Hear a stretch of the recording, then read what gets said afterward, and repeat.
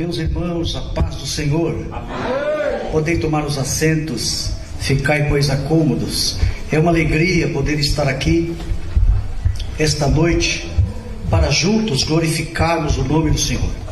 Eu quero agradecer a Deus por esta tão rica oportunidade que Ele me concede de estar aqui nesta linda congregação do Glicério. Quero agradecer a Deus pela vida do pastor dessa igreja, pastor Moisés Lira, que está se recuperando e que através das nossas orações e da oração da igreja, todos estamos em conjuntos torcendo para que ele o mais breve possível retorne para junto de nós. Quero também louvar a Deus pela vida do pastor Luciano. Obrigado, pastor, por esta oportunidade que o Senhor me concede juntamente com os obreiros aqui desta casa para fazermos uso da palavra de Deus. Confesso aos irmãos que estou muito feliz pela vida de todos que aqui estão, pela vida de muitos obreiros que congregam aqui nesta igreja e que são alunos de teologia. Fiquei feliz de ver o Lucas ali, de professor de teologia, escola bíblica dominical, pastor Darcy, também um dos nossos professores ali de teologia. Muito feliz pela vida dos irmãos. Amém, meus queridos? Amém. Meus irmãos, eu quero deixar aqui esta noite um versículo muito especial, que é primeira carta de Paulo aos Tessalonicenses,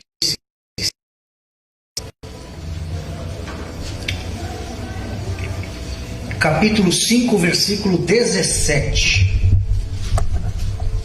Abençoe Deus.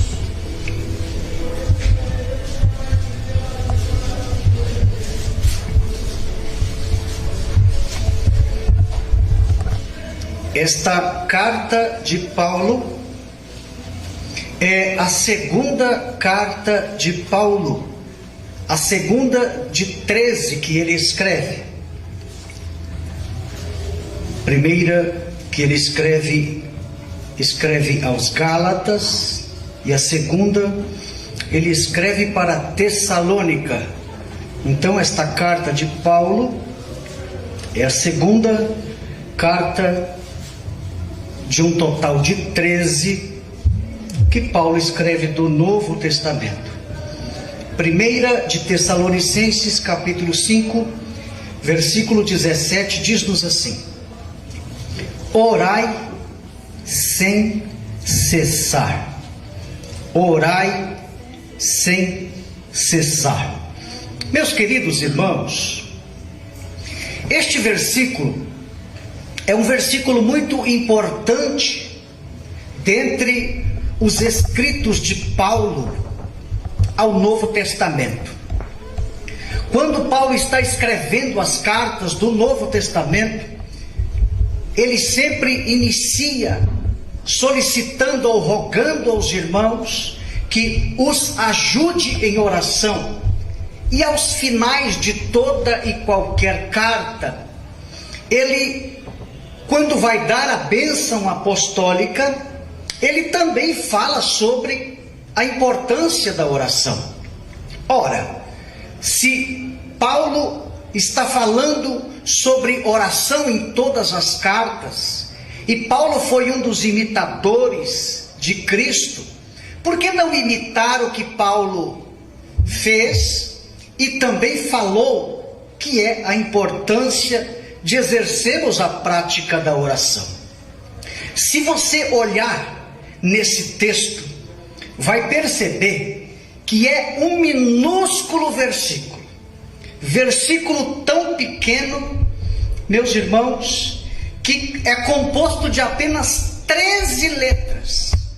Alguns irmãos, quando vão falar sobre curiosidades bíblicas, até utilizam este versículo para dizer que está no grupo dos versículos menores da Bíblia Sagrada, juntamente com Lucas capítulo 20, versículo 30, também João 11, 35 e Êxodo capítulo 20, versículo 13.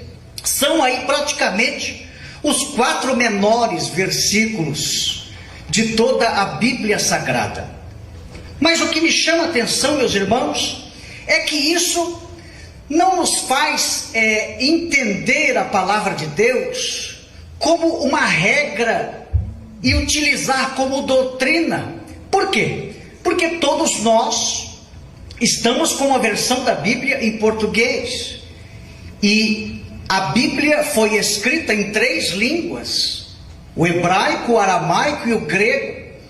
Agora, muitos às vezes perdem tempo de ficar se utilizando de número de letras, ou número de capítulos, ou número de versículos, se o que vale a pena de fato é fazermos uma exegese bíblica para entender o que de fato estava na mente do escritor quando ele estava escrevendo.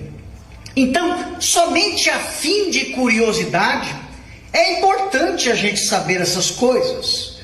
Mas, todavia, quando falamos em interpretação bíblica, precisamos de fato fazer uma exegese, precisamos estudar o texto, o contexto, para sabermos o que de fato o escritor gostaria de ter dito e como o fez. Outros até dizem que Mateus 8,13, o escritor vai usar ainda uma palavra menor ainda, que o escritor vai transcrever no texto sobre a questão de alguém que não queria que Jesus entrasse em sua casa. Então alguém diz assim: olha, Jesus, diga apenas uma única palavra e o meu criado sarará. E a palavra que Jesus diz, isso está em Mateus 8,13, também temos o texto de Lucas, mas em Mateus ele vai usar a palavra vai, e a palavra vai é uma minúscula palavra de apenas 3 letras, mas quando Jesus usa o texto e a palavra única vai, ele diz vai, mas seja conforme aquilo que você acredita. Em outras palavras, se Jesus falou um vai com 3 letras, mas se a pessoa acredita e ela tem fé, fé tem 2 letras. Então Jesus falou uma coisa com 3 e a pessoa creu com 2. Ora, nós não podemos ficar sob estas coisas e tratá-las como doutrina, mas apenas como curiosidade bíblica. Independente do que foi que aconteceu, Jesus deu a ordem e o milagre aconteceu. Independente da quantidade de letras, independente do número de capítulos ou de versículos, independente se aquele que dividiu o capítulo e o versículo em lugar certo, ou para muitos dividiu em lugar errado, o texto está, temos que ter autoridade e se firmar, porque é a palavra de Deus. Então note, essa minúscula palavra dentro de um texto foi dito por Paulo várias vezes em suas cartas.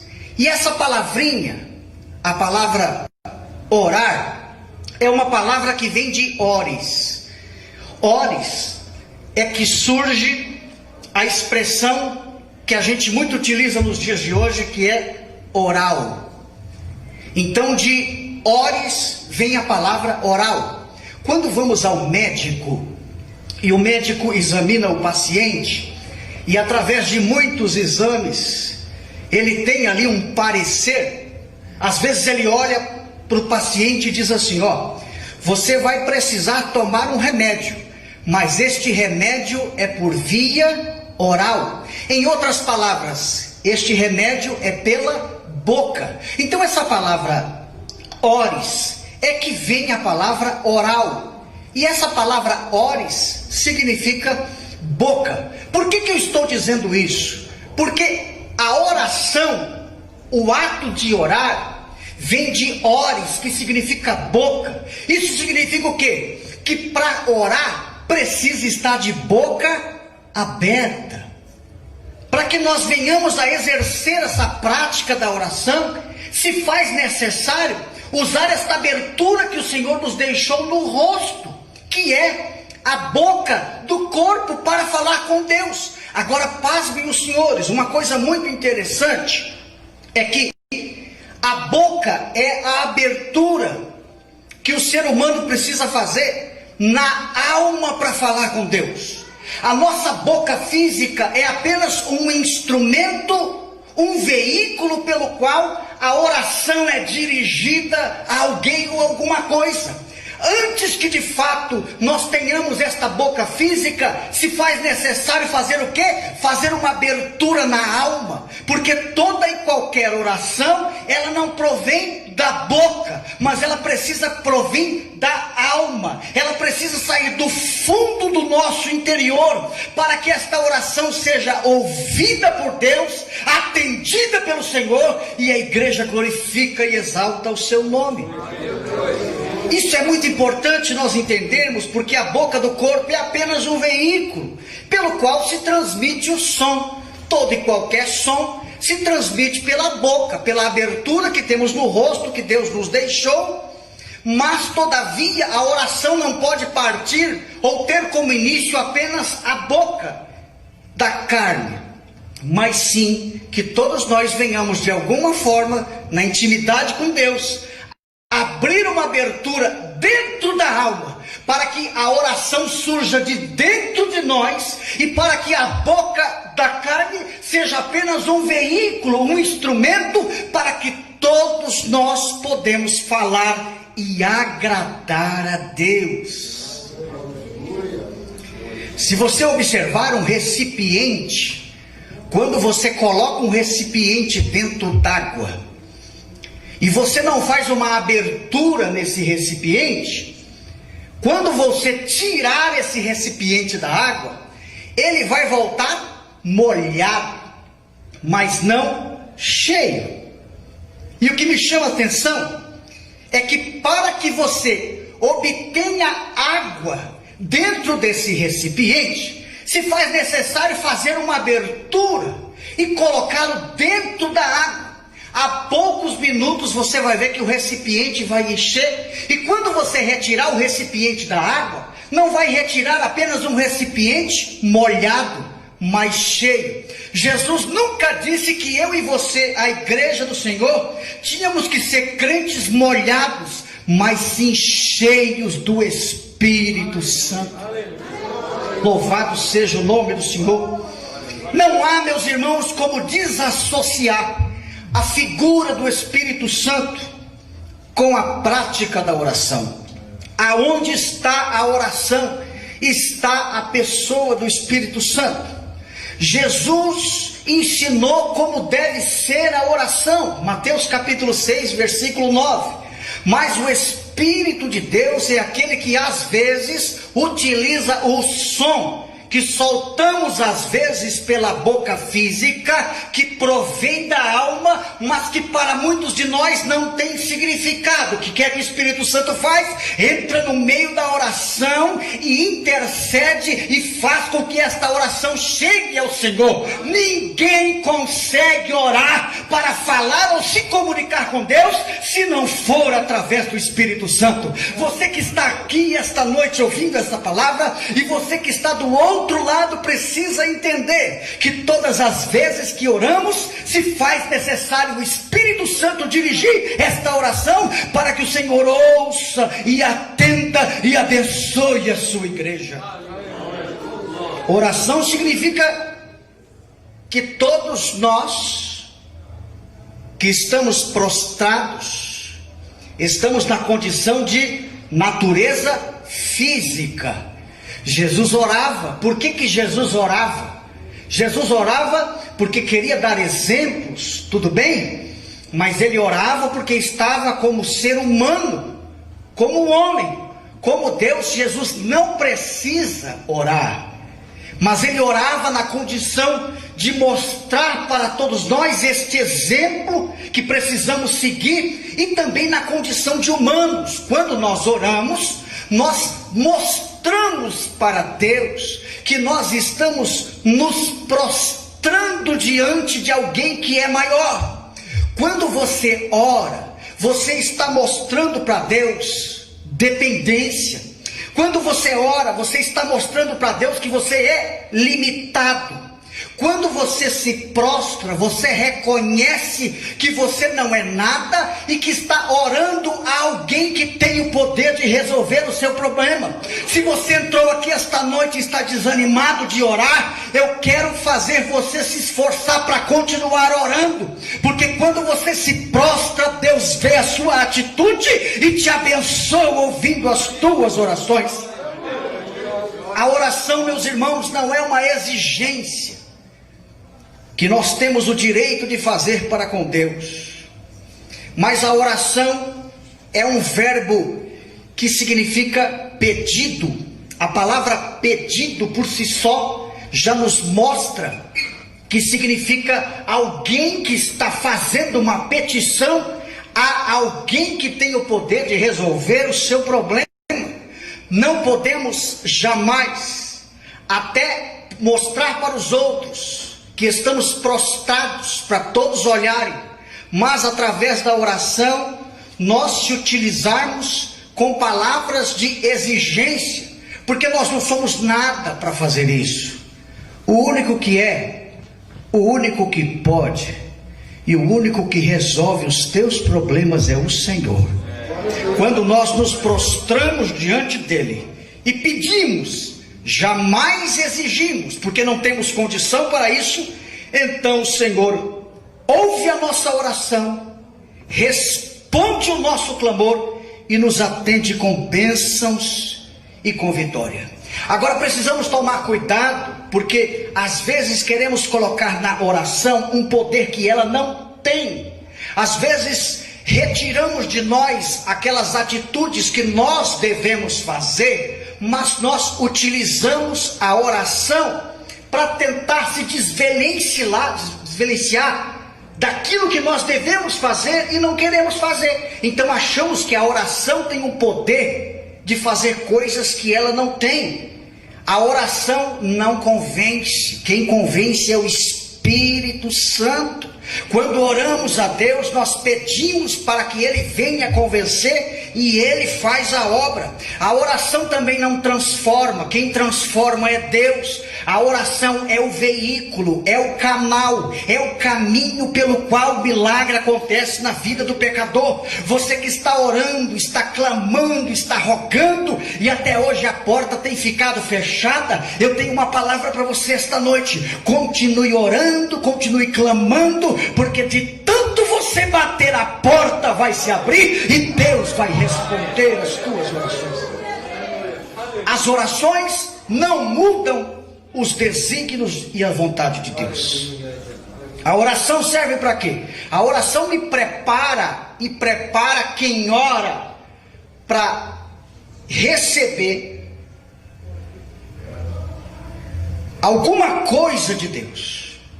Porque todos nós, de alguma forma, não estamos preparados nem para perder e nem para ganhar alguma coisa.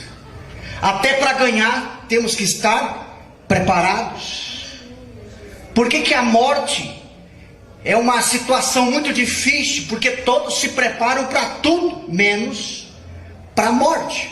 A morte às vezes vem de sobreaviso. A morte às vezes vem numa linguagem que a gente usa de sopetão. Faz um mês que eu perdi meu pai. Um mês. Está muito dolorido o que todos nós estamos passando e sentindo. Todavia, meus irmãos, precisamos entender que a oração, por mais que seja feita, ela não muda os desígnios e a vontade do Senhor. Ela contribui para que Deus faça o quê? Através da oração, fortaleça você para responder com sim e com não as vontades do Senhor.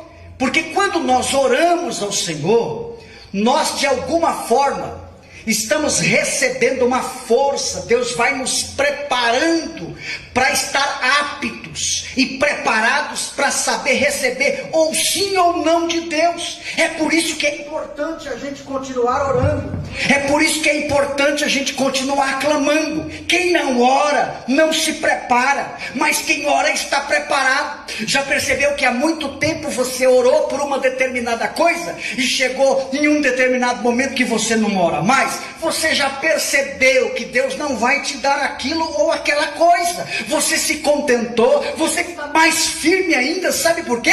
Porque a oração não mudou os desígnios de Deus, não. A oração te preparou para receber o não de Deus. A oração nos prepara, nos deixa prontos e firmes para saber a hora certa do não ou do sim de Deus. Talvez você diga que está preparado para receber o sim dele, mas para ele você não está. E quando você ora e clama, ele responde com força, com vigor, com ajuda, para que através dos momentos você venha suportar e saiba aguentar qual é de fato a resposta de Deus para a sua vida.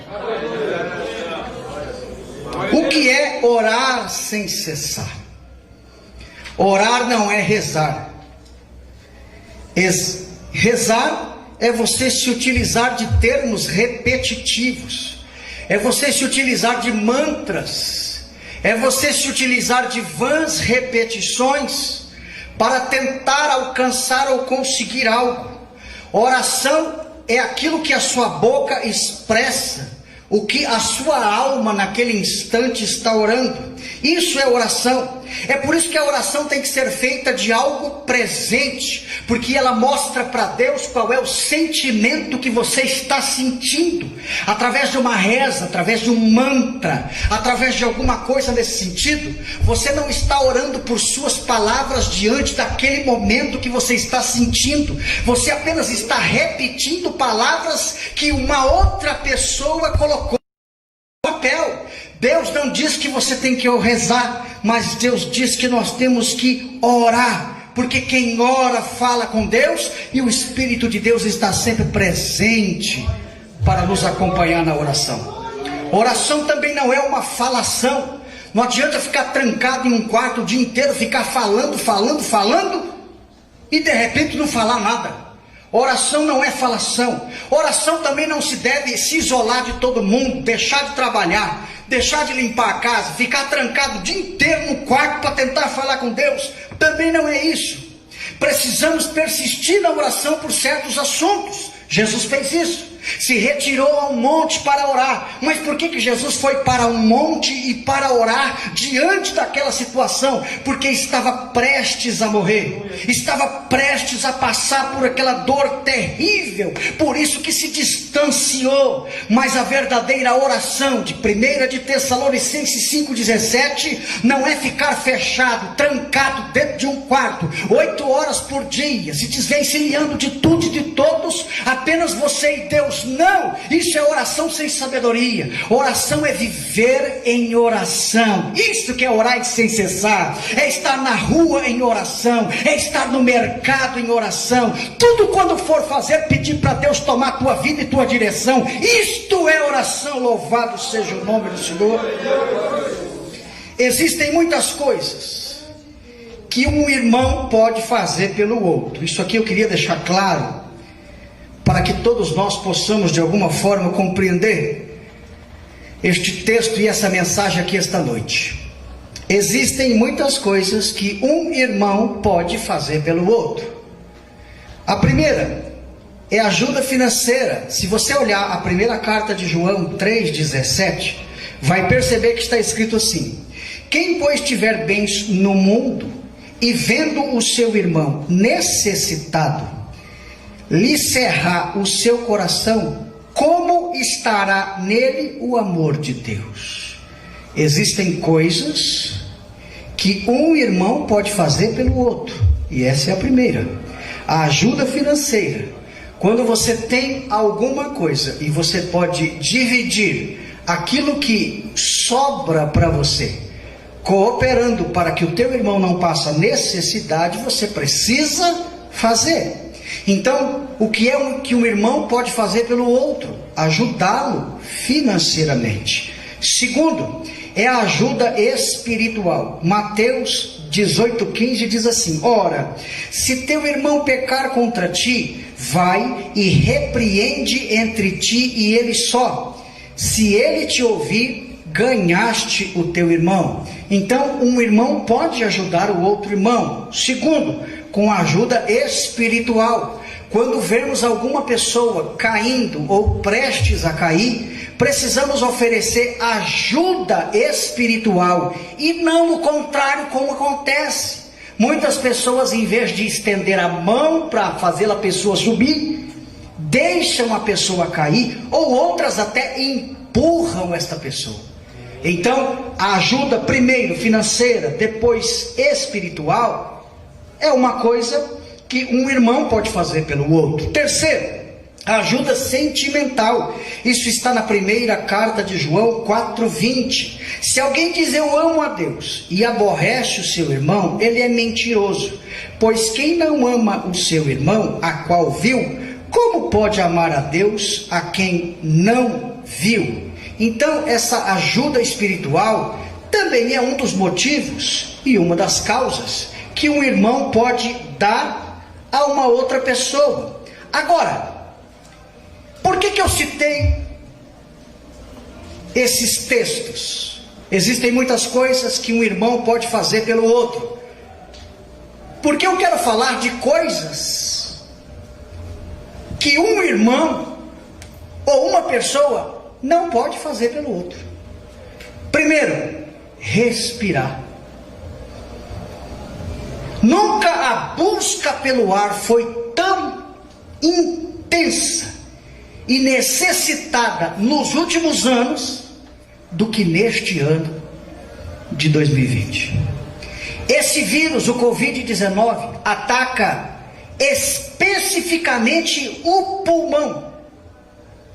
E as pessoas que têm apenas esta doença, ele por si só, dependendo da quantidade de anticorpos, consegue vencer.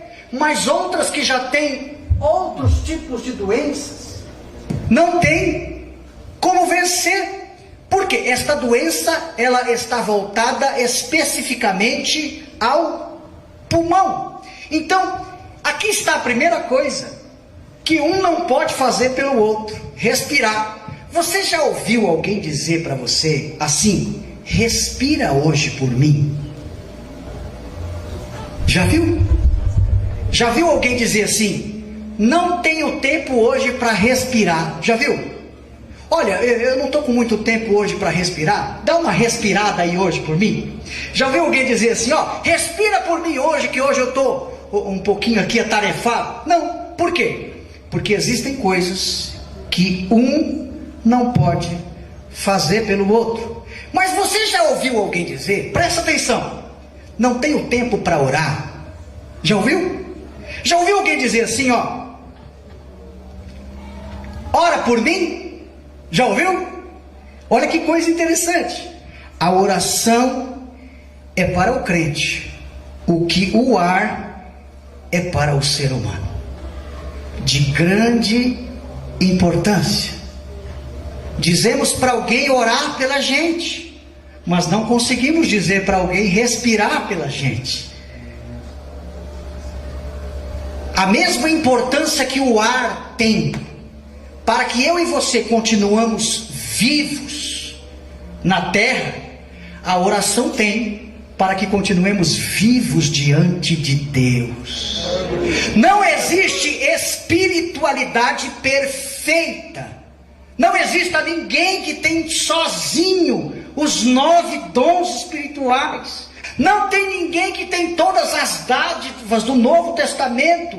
Não tem. Todavia precisamos entender que para uma vida espiritual saudável precisa-se ter oração. Assim como o ar tem importância para que o homem e a mulher possam sobreviver, a oração tem de importância para que o crente seja espiritual diante da presença de Deus. Talvez se muitos dissessem hoje aí: olha, aqui nós temos um lugar onde tem um ar puro de graça, essa igreja estivesse lotada. Mas todavia, quando dizemos, olha, hoje é um culto voltado para a oração, talvez não vinha ninguém. Sabe por quê? As pessoas se preocupam em viver para o homem e não viver para Deus. Mas aqui está uma igreja eleita, aqui está uma igreja separada, aqui tem um povo fiel que glorifica, que exalta, que magnifica o nome do Senhor, não pelo ar que respira, nós agradecemos por isso, mas pela oração que nos mantém de pé e a cada dia nos dá força para glorificar o teu nome. Quem está feliz com o Senhor aqui esta noite?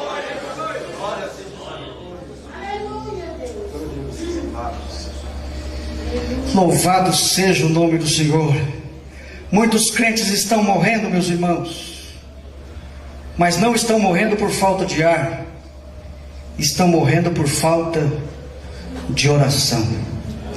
A oração produz ânimo. Quando você ora a Deus pedindo ânimo, Ele lhe dá ânimo para continuar prosseguindo. A oração produz coragem. A oração faz do medroso virar corajoso. A oração faz o homem continuar sendo fiel a Deus. A oração nos proporciona ousadia para, independente de como esteja a situação, eu ter autoridade para anunciar o Evangelho. A oração, como a própria palavra fala, é orar mais ação. Eu não preciso ficar parado. Eu não preciso estar de acordo com a sociedade no que tange ao exagero que vem sendo falado e pregado. Não, eu fico em movimento, porque dentro de mim está alguém que pairava por cima das águas, e se pairava é porque ficava em movimento, e essa é a ação do Espírito sobre todos nós. É impossível um crente que ora e que tem o Espírito dentro dele ficar parado em um lugar com o braço cruzado sem fazer absolutamente nada. Quem tem o Espírito e a glória de Deus fica em movimento, não consegue ficar parado, porque glorificar e exaltar o nome do Senhor Todo-Poderoso. A oração produz vontade de vencer.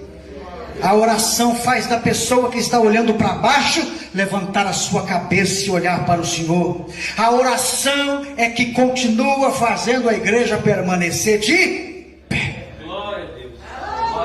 A igreja vai permanecer de pé, de pé, de pé, de pé, de pé. A igreja vai permanecer de pé. Quem está em pé diante da presença do Senhor?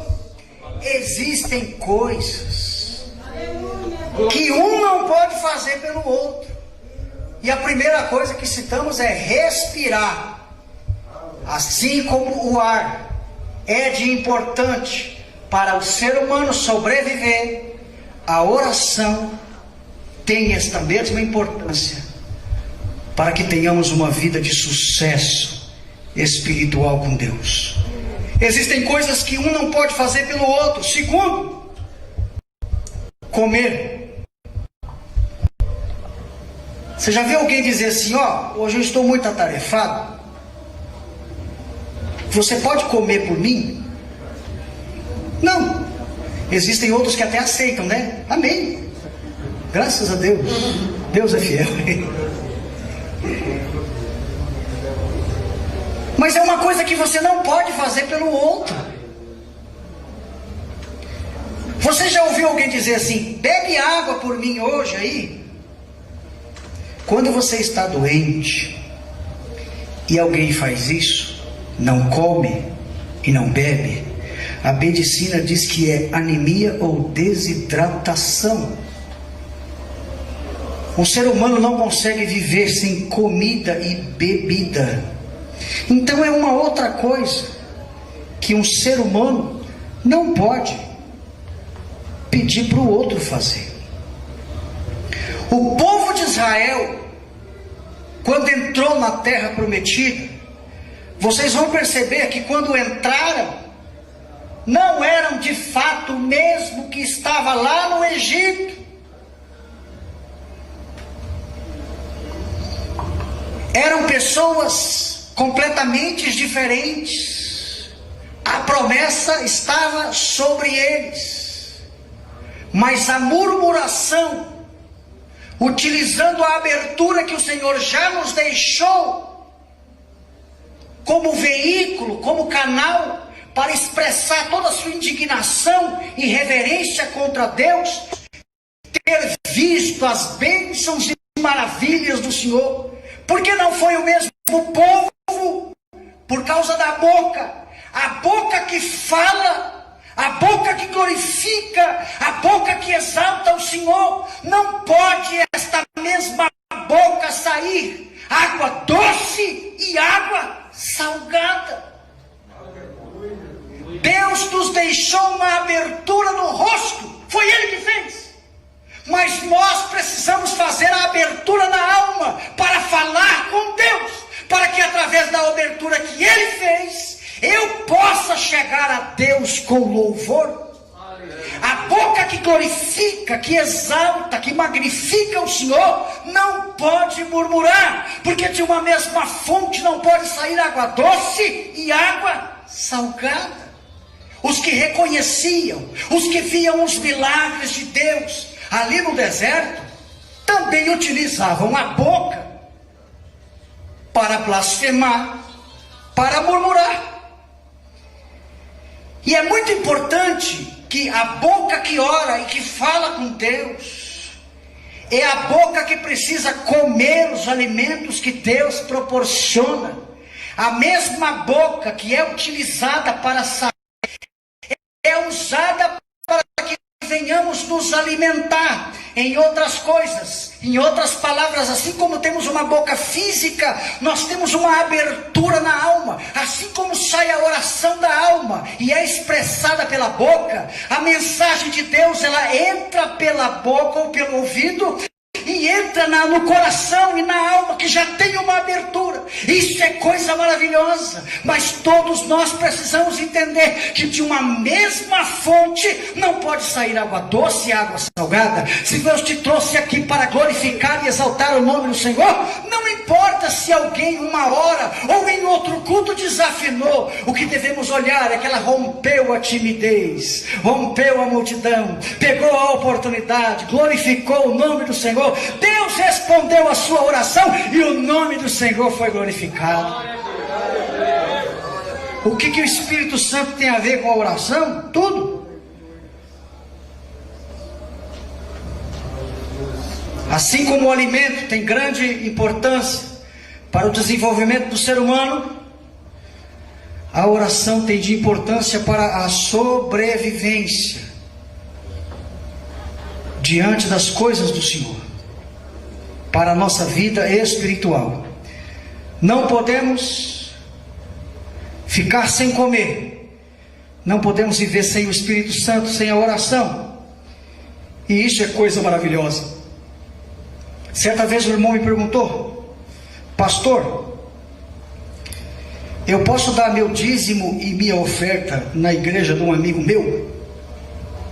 Eu perguntei para ele: onde é que você come?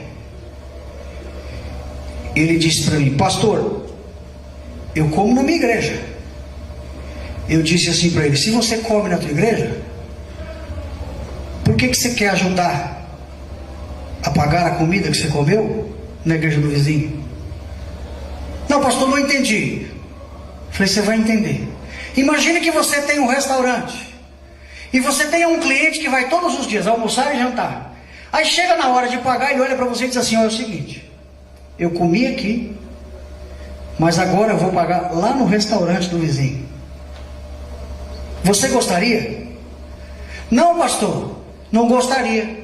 Mas na igreja todos são iguais. Eu falei: todos são iguais, é a mesma igreja, mas as contas de água, de luz e de telefone são diferentes. Uma chega lá, outra chega aqui. E é por isso que nós devemos fazer as coisas aqui. Deus te chamou aqui. Deus te chamou para glorificar aqui. Onde você está.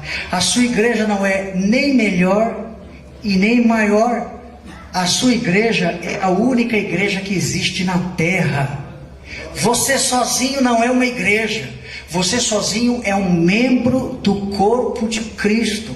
Só existe uma igreja na terra. Quem é que pertence a esta igreja? Louvado seja o nome do Senhor. Existem coisas que um não pode fazer pelo outro. Terceiro, morrer. Você não pode morrer por ninguém. Por que não dá para fazer isso? Porque quase ninguém quer. E os que querem não podem fazer. Jó capítulo 14, versículo 15. Diz-nos assim: visto que os seus dias estão determinados contigo, está o número dos seus meses, e tu lhes pusestes limites, e não passará além deles. Todos nós diante de Deus temos um número de meses, temos um tempo, e nós precisamos, cada um de nós, respeitar esse tempo para aproveitá-lo e Senhor. Mas eu quero finalizar esta palavra aqui esta noite, deixando João 17, 24 a todos nós.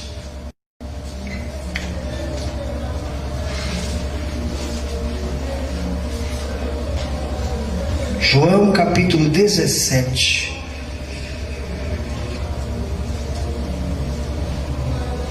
versículo 24,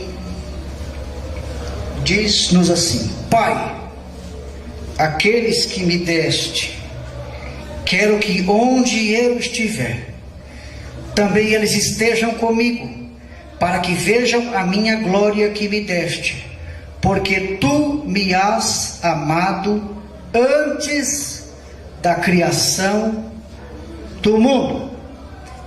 Existem coisas, meus irmãos, que nós podemos fazer pelos nossos irmãos. Existem coisas que um pode fazer pelo outro, mas existem coisas que não podemos fazer pelos outros. Primeiro, respirar. Segundo, comer, se alimentar. Terceiro, morrer. Mas teve um que fez isso por nós. E sob esta palavra eu gostaria que você ficasse em pé nesta noite.